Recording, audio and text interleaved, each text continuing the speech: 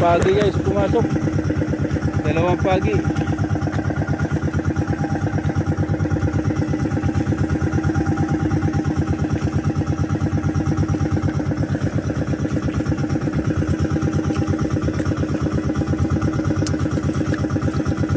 Ayun, dali na. Nahulog.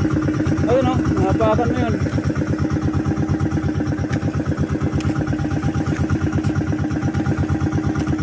Dalawang pagi ang pumasok sa ano,